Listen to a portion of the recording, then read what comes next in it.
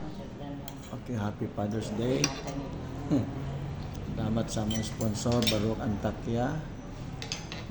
Igutom na si Ubed. Simple ramong sudan.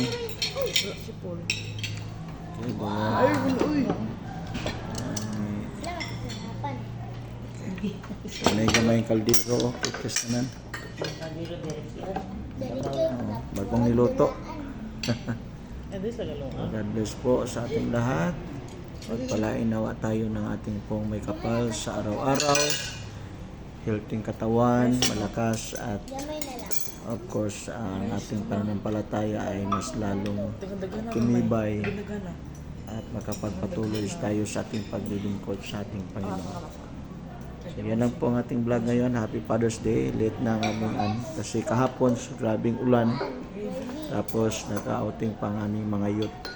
So ngayon namin nahanda ang aming simpleng handa pag-celebrate ng Father's Day sa aming Father.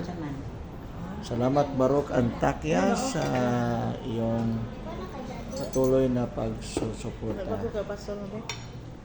ng iyong pamilya dito sa Mindanao. God bless po.